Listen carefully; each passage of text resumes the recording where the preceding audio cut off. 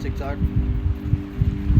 I've had a bunch of people ask me to do this video, 5 signs that you're on the back end of your spiritual awakening. Sign number 1 is that you are no longer stuck on trying to wake everyone else up around you. The facts of the matter are that everyone is on their journey at the pace and at the place that they're supposed to be, and if they're completely oblivious to these things that you are non-oblivious to now, it's something that you're going to have to live with. Like, there's ways that you can subtly, bring enlightenment and awareness to certain subjects, but overall, you're not just going to be able to snap them out of the belief system that they have as easily as you think that you would, just like by sharing some videos and sharing some truths, right? And it's unfortunate because you obviously, it's the people that are around you in your everyday life that you want to try to, like let know these things. You hate to watch the people around you suffer and be victim to all these things that you're now aware of and are no longer going to be victim to. I will say that the only thing I've learned is that you can't convince anyone of anything. If they want to find the truth, then they'll find it on their own. That's just the reality of it.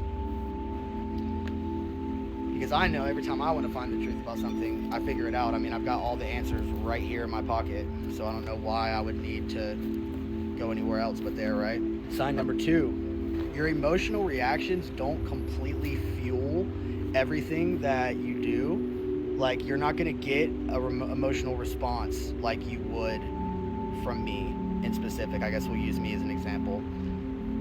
I can kind of see when someone's trying to trigger me or when someone's doing something to get a rise out of me, and I personally don't like to be controlled like the click remote. I don't want it to be to where someone can walk up and think that they can say something and then it get the reaction that they want out of me.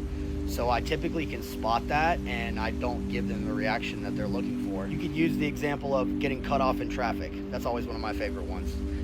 Instead of you reacting in a manner that is of hate, just even reacting at all, so to say, because I mean, who even really gives a fuck if someone cuts you off in traffic? Like, it really doesn't even fucking matter. Like, let's be honest. So I mean, having no emotional response is kind of like being able to look at it from that lens that's above the old you's reaction. And if the old you, when you got cut off in traffic, would have, flicked the person off and honked and did whatever, then, this version of you that I'm speaking of that is past acting like a child and wants to worry about the growth and progression of their life, they're not going to have an emotional response at all. And if anything, it would be laughter. You got to know that the person that cuts you off and flicks you off in traffic and stuff is obviously having a way worse day than you are.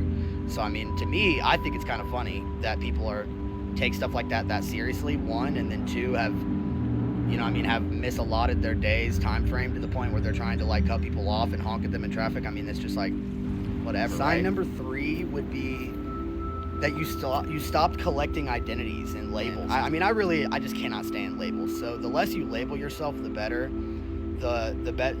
Your identity is tied right now to all of these different labels that you've accepted, like depression and anxiety and success and all these different labels that you've like let be ingrained into your belief system are shaping the way that you carry yourself forward altogether. So I mean, the less labels that you accept and you just reject, like if someone says I have anxiety, I'm gonna say no, anxiety is a fallacy. I don't have anxiety. I'm annoyed right now, or I'm irritated.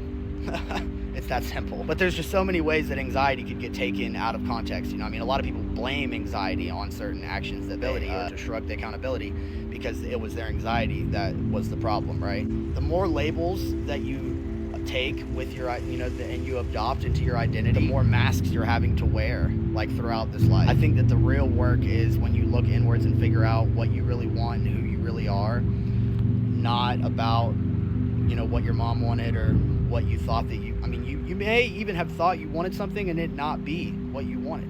And that's okay too. That's exactly why it's your journey. It's not anybody else's journey to tell you how to live. As much as people want to give their 2 cents on your journey, the more weight that you let their 2 cents hold is the more hindrance that you'll have on actually finding your real path. I would say number 4 is you have found flow, and you have found the path of least resistance, and you truly feel that. And you'll know what I mean if you found it, I guess I should say.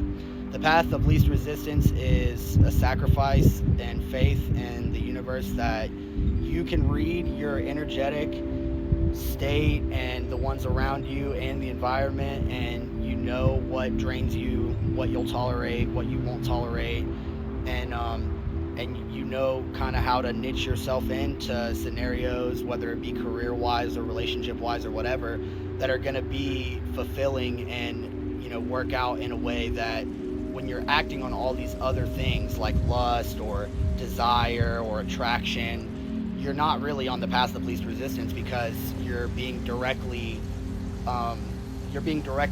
forced towards this thing. So that's the opposite of the path of least resistance. But once you've figured out this path and you're in the flow, you'll definitely know what I mean. All right, last but not least, we've got number 5. Number 5 is going to be that you have learned to trust your gut over everything else.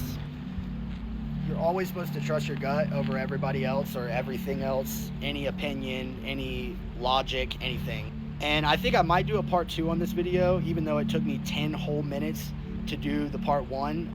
We actually just launched the Innerstanding collective.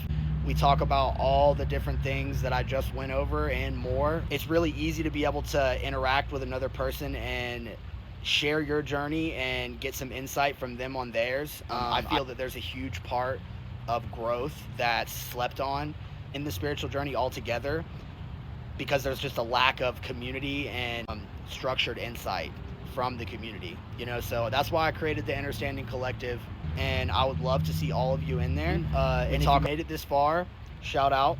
Love, light, and understanding to you all. If you think it and believe it, you can become it.